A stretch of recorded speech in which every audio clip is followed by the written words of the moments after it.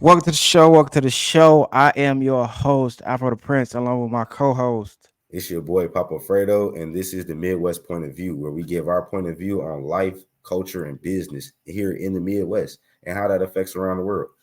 Yeah, dig. All right, so let's get into it. So, the first thing we want to talk about today, man, we really want to get to the bag. We really want to get to business because we stand on business about everything that we do, and we All feel like day this long. information is important. You feel me? The first thing that we want to talk about is the first black woman in robotics. All right, and surprisingly enough, she is from the Midwest. She is graduating from University of Michigan. Am I right? Yeah, University of Michigan. Her name is Wam for all my Africans out there. Big up. But don't butcher me if I butcher her name. I still gotta get I have an American dialect, y'all. Don't hate on me. Wame Ogumbe. She's the first woman to earn her master's in robotics or PhD at PhD, Michigan yeah. University. I'm short that lady. You hear me? Um at Michigan University, and she actually transferred from the University of Illinois. So she, two way state. Um, and I want to get his quote real quick, Papa. So Michigan, she says this is a quote from her from her graduation. She says Michigan engineers are not just they don't just provide scientific and technological leadership, but also someone who is intellectually curious, socially conscious, and creates collaborative solutions to societal problems. You agree with that, Papa? Yeah, I can agree with that, with the way that AI is taking over. It's starting to be the new rule of the world. It's starting to really put people out of jobs. Man, I actually yeah, that's one of the pros and cons. I learned that. So when I looked this up, for y'all that don't know, when we do our topics, we was like, okay, she's put in all this time and get her PhD in robotics and engineering and tech. And she's all about benefits. She's all about like, well, how do we create solutions with technology? And I was like, all right. So what's the pros and cons of AI or just the technological advancements? And one of those worries were job loss, right? Um, and with that, but there's a way you got to look at that. That's a real worry. But how do we as human beings innovate when we see a upcoming issue? Because in business, that comes across in many forms. How do you, if you run into a pothole with an event, or you run into something that changes your original plans in business, how do you pivot? You know what I'm saying, to make it successful. So one of the things that they said was, yes, the change of use from the factory floor and those positions will probably be taken over by AI or robotics. But what we will need and what will be our new use case will be improving sales, marketing, research and development. So we go Mm. from the work floor and the those job positions down there to sales. Now we upstairs in marketing, corporate. Yeah, I mean, so it's a con that it's gonna potentially put some people out of work. But the pro mainly is that it's going to advance the company. It's going to bring more money in for the business at a much less cost. No, I definitely agree with that as far as it's being an advancement in a different way. It's being positivity in a different way. One of And the things just that I thinking, I found, want to kind of I want to kind of mention something about Olawami, and I'm not sure if I'm pronouncing that right myself, so please don't nobody. bear with us, y'all. Trust me, Please some bear with me African names is not easy. at all. But I do want to point out the fact that she actually had to take a second run at getting her PhD. She really had an issue the first time, with another school. Man, So it was just by the grace of God and her own knowledge, of course, and her capabilities to re entry in there and have another chance at being great. So I do want to point that out. I thought that was pretty awesome. When I found that out, I said, man, she didn't give up on her dreams. She really went after what she wanted, and that was the main point that I took from that. Man, that's an amazing point actually, because black men strive. I mean, black women striving, Mm. um, and that's Oh, y'all commendable. excellent. You know what I'm saying? That's commendable, to see that, and we strive for this. We tell y'all, bro, like don't give up on your dreams. You know what I'm saying? Strive for what you want to be. Don't let any supposed limitations stop you, especially if you're an entrepreneur. So when we talk about business and these innovations, as an entrepreneur, do not let people, hearsay, competition stop you from striving to be the best entrepreneur you could be, to develop your dream, and whatever that looks like. Yeah, And don't let AI your can best help you. friend or your mom or auntie that always tell you no, you can't do this, or no, they don't see you doing that. But at the same time, when you striving to do those things, they're not showing up to any of it. So how can they tell you what you can do or what they can see for you? You can only see for yourself. So keep that in mind too.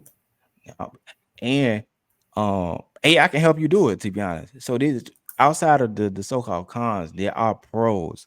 And I discovered that there's supposedly 6 benefits to robotics or advanced technology, right? So AI is a form of robotics. Just so y'all know, it's called advanced technology.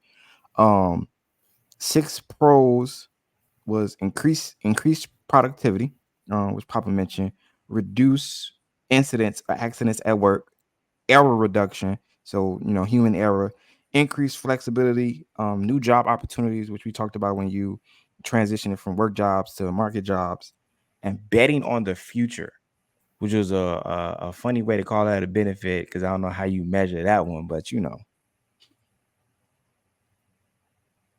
Betting on the future. betting on the future, bro. I They call guess that a the benefit. concept I take from that is only probably because you could ask AI, like, okay, what's the next best business move? I guess. I don't know. Right. You could ask AI pretty much anything, but I'm assuming that if you ask AI something in the right nature, you could probably get a future, You know what we need to ask AI? huh? We need to ask AI, and this is probably what they need to ask AI. Um, how do you properly spend the money that you invest into this advancement, right? Which is funny, asking a question about Ooh, itself. that's a good question. You know what I'm How saying? do I properly invest in AI? You know what I'm saying? So, and the That's reason why that came about was because it's how can robotics innovate business in the Midwest and in the country, because they're spending. Let me rephrase that. They're spending estimatedly $350 million on robotics and innovations, and the top 5 states that are actually the capitals, or the hubs of this, is Iowa, Michigan, Kansas City, Wisconsin, and Minnesota. But if you ain't spending the money properly, all this money in innovation and robotics gonna go to waste. You feel me? it's gonna be money for nothing. I mean, money used for nothing. For But we know nothing. they like to do a lot of that, so let's not stick around there. Sometimes the powers that be, they just be frivolous with the bag, and we here to tell you that what we learned from doing business is that if you're not frivolous with the bag, like if you careful with the way you budget your money, and you can make a lot from a little. You can create a lot from a little. And one of the last things I wanted to say in regards to this though, uh, is that the Midwest is actually the America's robot capital, according to the National Bureau of Economical Research.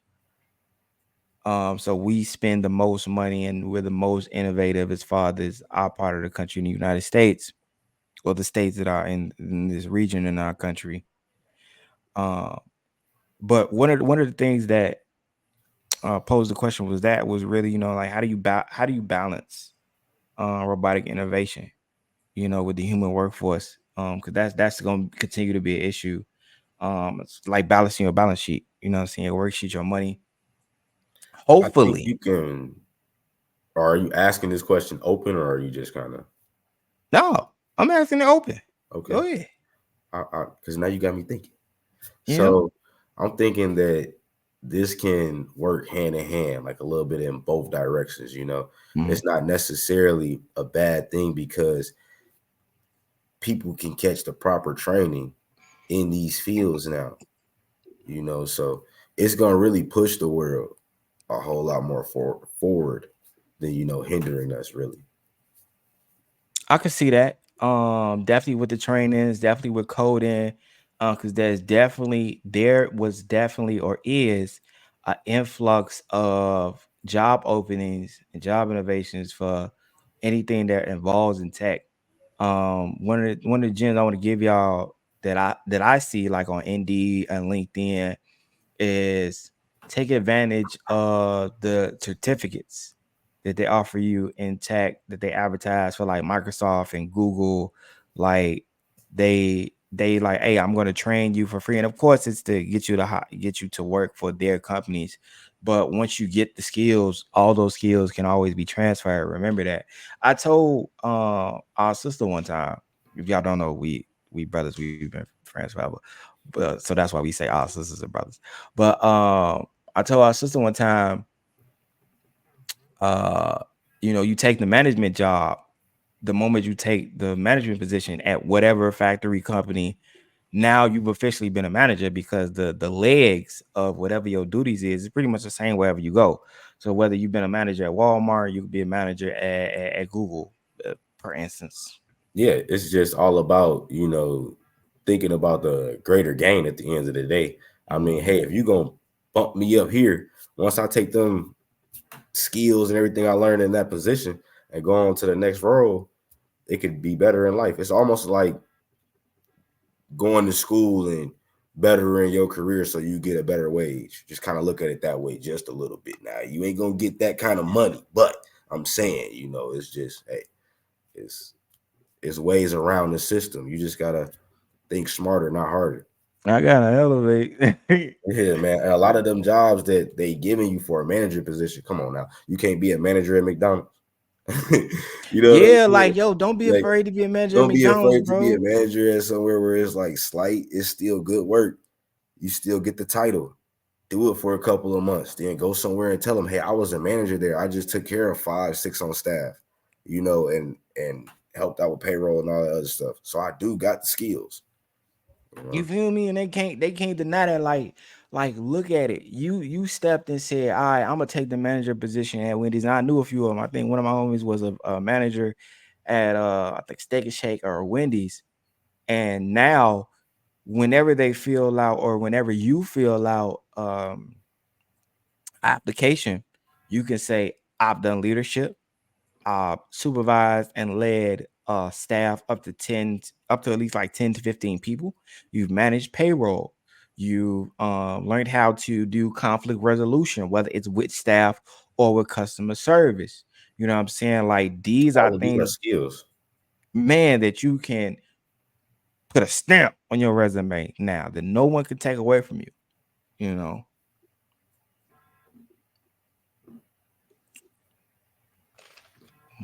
with that, one of the things that I say that I want us as a community to put a stamp on our resumes, being better as a collective people, and especially the fathers. You know what I'm saying? Papa Fredo, you feel me? Yeah.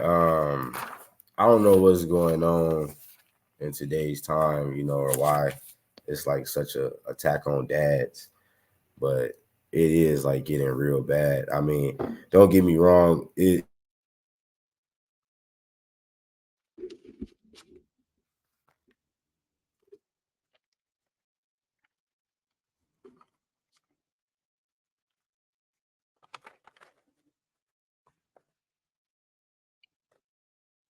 Oh, wait. I thought he was just pausing for dramatic effect. Is he actually froze? Wait a minute. Wait a minute. Let's see. who has the best car, who has the best job, things in that nature. And that type of stuff actually drives a lot of men from Papa, staying in the home. And Papa. Hey, so reiterate your point because you were froze. I don't think you noticed, but we noticed. you was froze too. The Yeah, so whole thing froze y- over. yeah, so So yeah, reiterate just your to point. reiterate the topic and the point itself at hand is, I'm just standing on as far as with I believe the issue starts at home, Mm-hmm. and dads are not staying at home these days because of either they're not making the most money anymore, or they're looking more at the materialistic things like who has the best car, um, best job, who's getting the best, who's wearing the best clothes, things of that sort. It's Mm-hmm. just more like a power defective thing that's going on within the culture, and it just needs to kind of stop. We should be focused on things as a team and as a whole. What's the main goal and objective here to actually stay together, to get to that threshold of marriage? It's not enough married homes anymore. What's so wrong with being married? I mean, if this the woman that you love, you've been with her for 5 years, going on 10, y'all walking into it. Come on. How much longer do you got to play? We only getting older. We not getting younger. So I think that's another Yeah. thing that's really detouring our women too, from fighting and staying around with us at the same time. Now with the way that the system is set up for Uncle Sam to just give you a out, hey, if you don't want to be with the father of your child, well, we do have Section 8. We do have link with things that you could take advantage of. You don't have to really work. 'Cause we'll pay them bills for you, you know. Mm-hmm. And a lot of women get stuck in that role too. But that is also a system. Why? Think about this, right?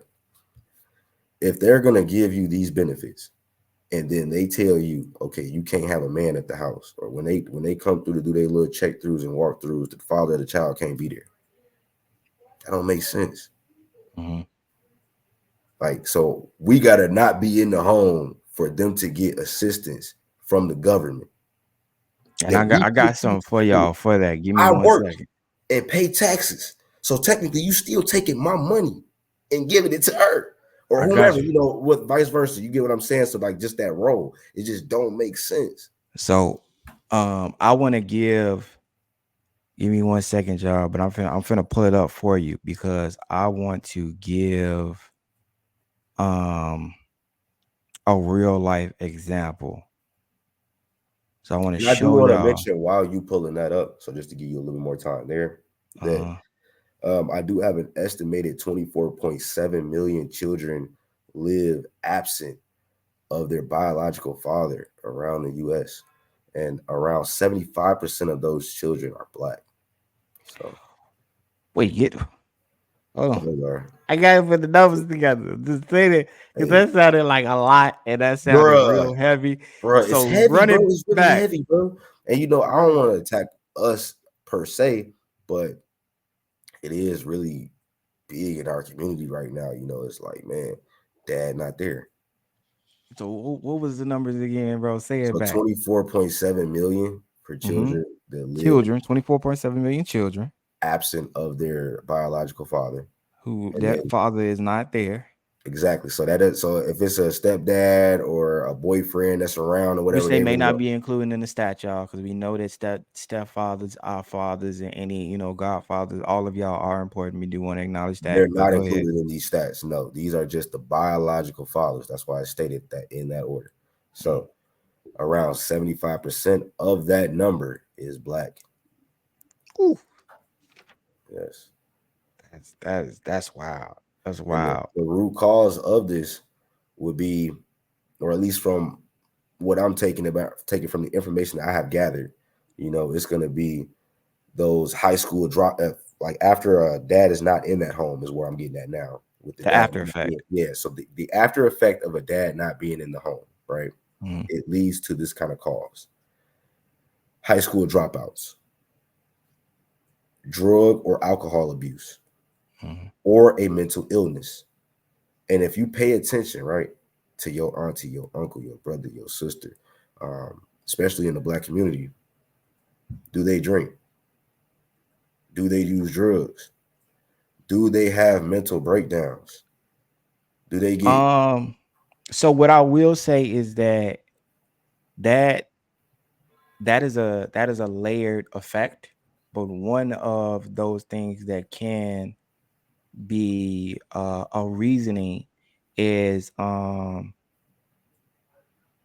barrier for the man, especially the black man, to guide and lead them.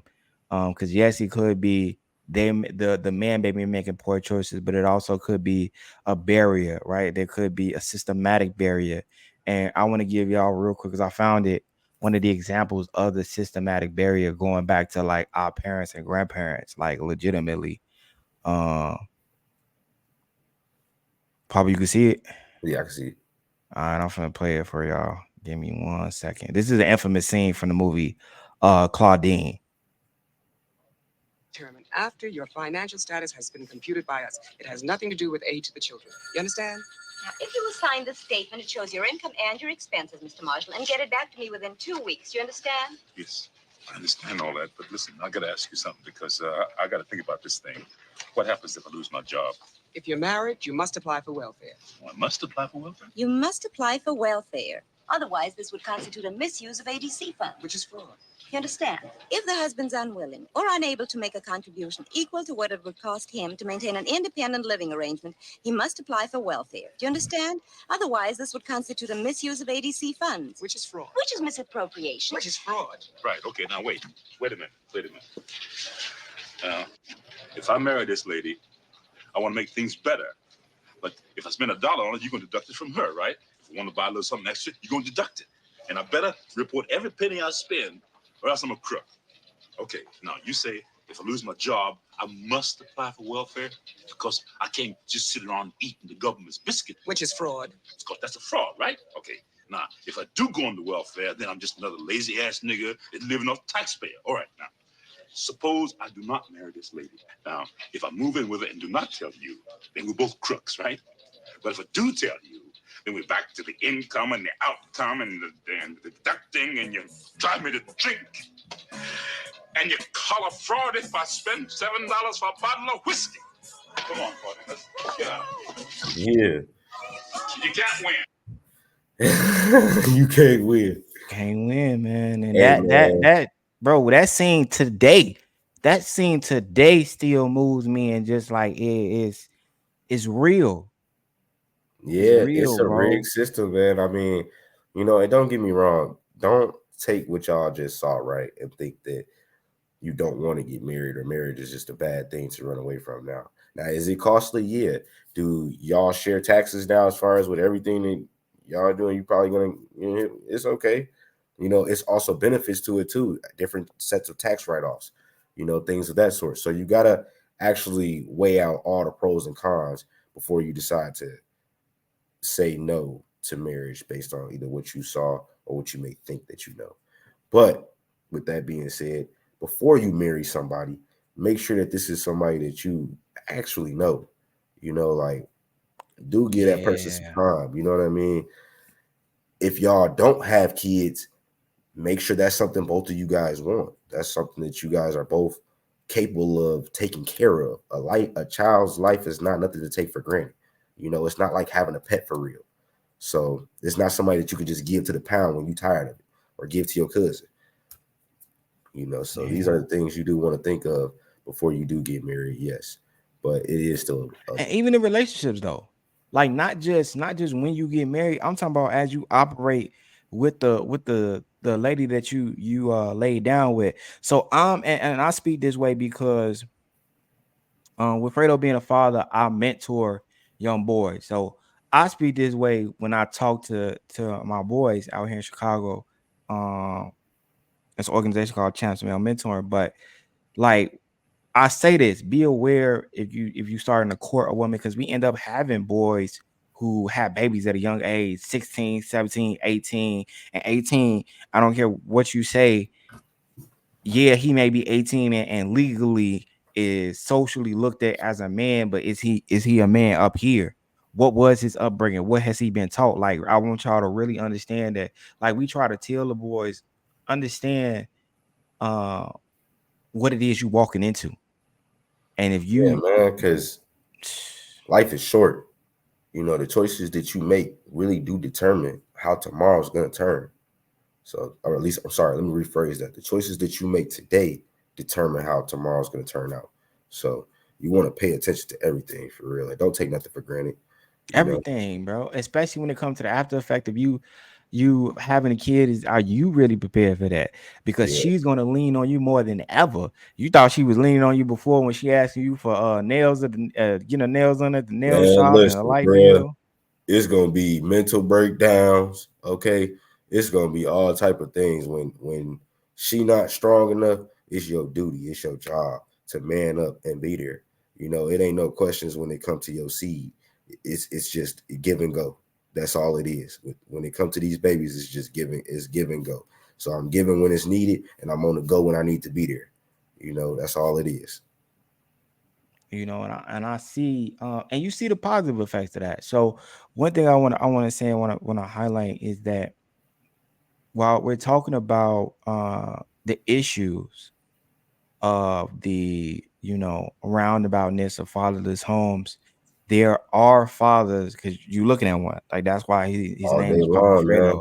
Fredo. There are fathers who really do put in that work, who spend all the time that they can with their kids, highlight things with their kids, uh, and it's a blessing to watch him do it, y'all. Like, it's a blessing to watch him do it. Make sure y'all follow him. Yep, Papa Fredo times two on TikTok, Instagram, and you can find us on YouTube too. Yeah. Oh, and you can follow that dad gang. You know what I'm saying? You go ahead and type in Papa Fredo into that link. You're gonna get a, discount on that too. Oh yeah, Dad Gang is an organization. If y'all don't know, yes, use Papa Fredo's link. You know what I'm saying? Because the merch is fire. All his hats is dope. But Dad Gang is an organization who supports dads outright. You know what I'm Yeah, saying? They let you know that there are fathers, especially black fathers. There are an immense amount of black fathers who are the Superman, who do raise their sons, raise their daughters. They step up every day. I'm telling you, when you go check out Papa Fredo's content, you're going to see it. yeah, man. Being a dad is a blessing. I couldn't ask for any greater lesson in life. When you actually create life, it's a lesson alone. It makes you cherish your life differently than you ever did before. Now I'm not just saying go out and make babies. That's not what I said. Make sure that you having kids for the right reasons. The person that you having a kid with, you love them. So y'all can provide that proper love and nurture that baby. So Together. together, exactly, because that should be the ideal of when you have kids. Whomever you having kids by, that should be the idea there. But everything don't work out that way, and that's fine. Don't force anything if it don't work out that way. What you do is you just find a way to love the child together at the end of the day. That should still be the goal. So Yeah. everything will be fine though. I'm pretty sure, you know, everybody catch the drift on that one and they'll be able to work out the ways through their homes and stuff like that. But just to talk more so as far as with the solution on the topic, along with the fathers not being in the homes, I really think we didn't expect this to happen the way that it did. No, So it's kind of hard to really talk about how to fix it because this wasn't our design. Like, it this wasn't wasn't our our design, destruction. and I think we just need to man up though. At the end of the day, I think some dads just need to man up, or some men in that household just need to man up and just really take back charge as far as with okay, if she making more or you may not got everything figured out for yourself, figure out how to help her, figure out how to make everything easier for her, so that Mhm, way then there is no issues or confusion, or she's straight. You mhm, can work out your issues. That's a man's job anyway. You ain't we're not looking to the woman to fix, we shouldn't be looking to your woman to fix your problems. mhm. If anything, she looking for you to you for guidance. So those are the things you want to take in consideration, y'all. Let's just start manning up. So, and to add to that, what I would say on the solution tip is, Um, to here's the problem. So of course we always do cause and effects. The problem was created before we were here as young men, before our fathers was here. There was a systemic uh issue, there was a systemic barrier, there was a systemic plot that played out in how we got to this point. A no avail of our own. They really, they really drilled in on us and separated us. Uh but we fought back every era. We fought back every era. We did the best we could.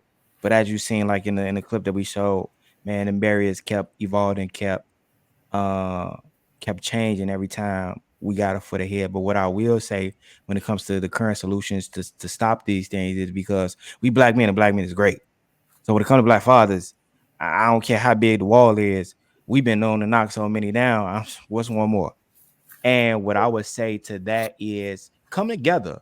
Like start making a cohort like that gang. Start making it around every state and lean on each other when it becomes too hard. Like if you a new father, make a community, a collective saying, okay, and don't be afraid. Don't put too much pride in being your own independent man that you think you can't ask your father or the man that you work with or whoever you developed a relationship that you know is a father.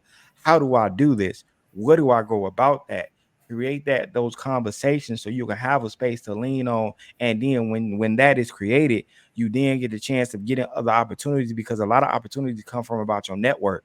So you'll be like, okay, man, I need to make more income. I'm struggling. And you will never know who they know or who they talk to about, okay, well, I found another job. And brothers, be willing to take what you can get when it comes to the betterment of what you can provide for your child. Yeah, you working at McDonald's. You might not want to go work at the steel mill, but the McDonald's is only paying $15 an hour. You know you need $20 an hour or more to really provide what you need to provide for your child. Take that steel mill job and then see what you can develop upon now. But then what you learn from that, and I'm going in so hard because it's a real thing for me because I kind of wish that these things were drilled into even my father that he learns later in life.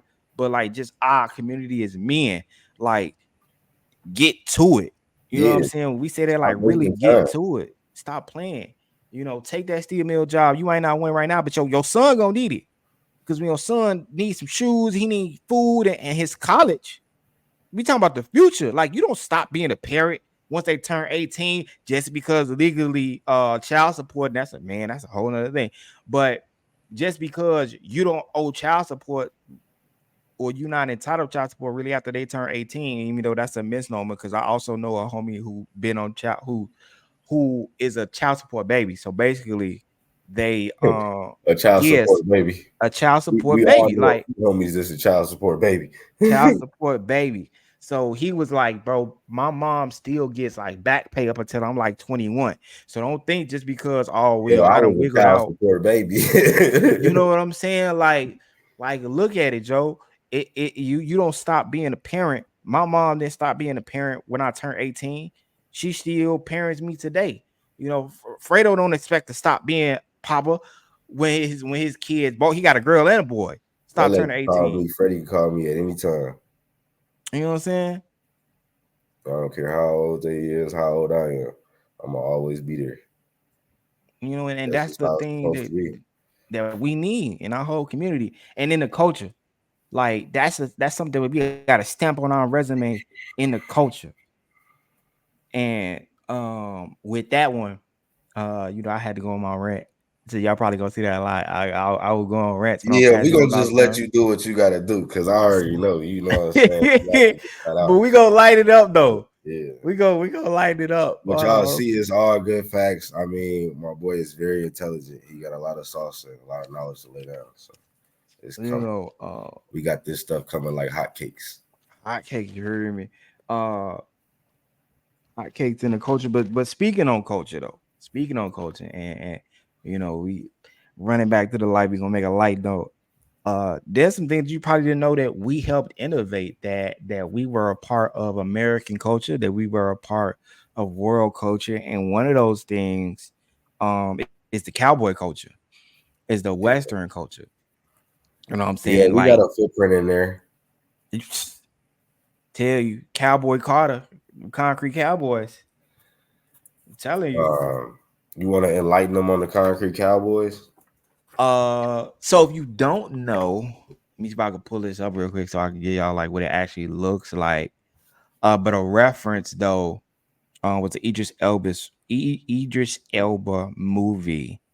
He did Concrete Cowboy. That was in Philly, but Western culture in America has been around for a very long time, and we use the term Concrete Cowboy for inner city cowboys.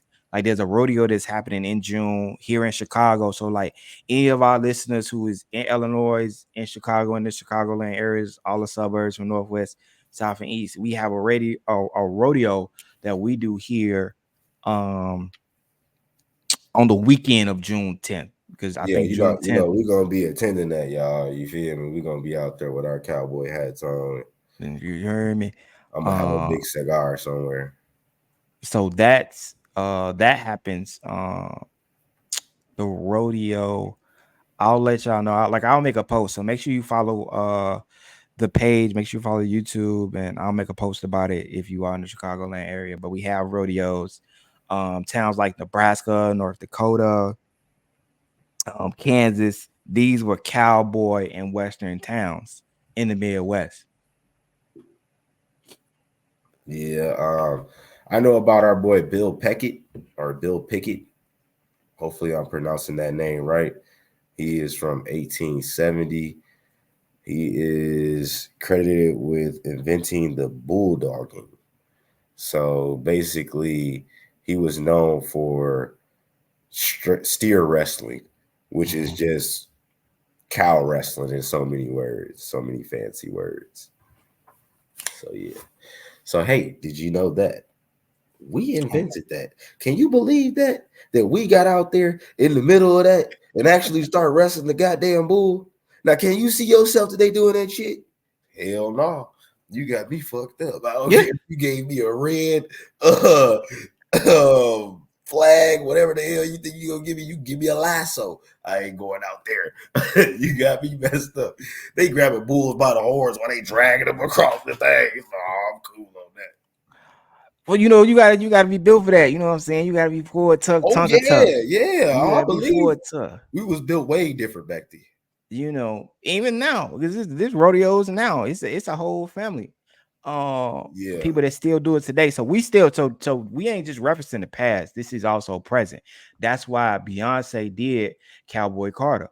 Like we today still very much is Southern pride, country pride, black cowboy, and black cowgirl pride, and where we come from. Shout out Shabuzi, shout out Shabuka, Tanner Shabuka. Alden, who was on the who are artists on the Western album. A lot of Okay, people forget. Yeah, a lot of people okay. forget See, you that put me Beyonce on is. y'all because I ain't know nothing about none of that. Yeah, you go on the album. It's a few Western and specifically black cowboys and cowgirls that are on the album. But a lot of people forget that she's from Texas. Like she is a southern country girl. She's from Texas. Shout out K Michelle. K Michelle was was on that first on the wave that I first noticed. I want to give her credit. I think she a Tennessee girl. But we have made our own notch and very much we were the staple for country music, cowboy and cowboy. Like we have roots. That's why I say it's dirt road to the concrete. Like we've been doing cowboy stuff for a long time. And that's why I take a lot of pride in being like Southern and anything like from a country twang. Like I take a lot of pride in that because there's a lot of strength in that. When people call me country, I do country. I'll be out. I sure do. I will have a cowboy hat on. You gonna catch me riding a horse. That boy, what? I Hey, love he is going. a little country, y'all. I'm I ain't gonna lie to you. Can't you telling you. tell by the way he talk? I'm telling you. But what I want to say though, and I really want to highlight this, like how long we've been stretching this. Like there's been a demand and a highlight for the cowboy culture and our staple since the 1900s and even before that, but pretty much right after slavery. You got the gold rush and where country or cowboy culture has made its staple in music was pop. So like that's where it had like of course you got country music, but like the fashion. We went out to Michigan. Shout out to Michigan again. When we went Oh out to man, Michigan, we there was a appreciate Michigan. store. there was a store in their mall. I forgot the name of the mall, but there was a store in that mall called Buckle. And it had all the like country fashion. Yeah, you talking about Buckle B? I guess that's what it's called. I don't I know. think that was Buckle B you was talking about, or it could I have think was so. it just Buckle? Yeah, I don't know. It's either Buckle B or Buckle. If y'all Well, I know, know drop it in the Buckle B. comments. They got some cowboy stuff in there. Don't get me wrong. Okay. It's a You know, Buckle B out there. Where you at? it's a Buckle B out here. It's a Buckle B out there. Where you at? Buckle I B ain't know is that. pretty big, bro. I ain't gonna lie to you. If there was a store named Buckle there, I just can't recall us or recall me seeing it. I'm gonna say, Mm-hmm. but as far as with Bucklebee, that's why I kind of mentioned that because I know Bucklebee is such a big, store Mm-hmm. that I thought that'd probably be it. And they do Yeah. got some cowboy stuff up in there for sure. Oh man, that cowboy stuff are nice. But now, if you want black owned cowboy stuff, right? And cowgirl stuff, Okay, put us on.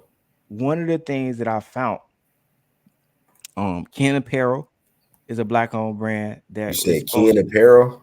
Ken Apparel. So Ken All is right, y'all spelled remember like that Ken Ken, Apparel. Kinfolk. So you spell Ken Okay, like Kinfolk. So it's can K you I can you N spell it out for us so we know what it is? K I N Apparel. So they're supposed to be releasing, and this was coming from the trend of the cowboy Carter and the trend of black folks reintroducing ourselves in country music. And I'm gonna say it like that on purpose. Say it again. Reintroducing ourselves in the country music because it is not just been a Caucasian thing. Um, just like the Eminems and the Machine Gun Kellys are in rap, we've been in country music. Um, the other brand is called House of Brim. That's a black owned brand. It's owned by a black owned woman. It's called House of Brim.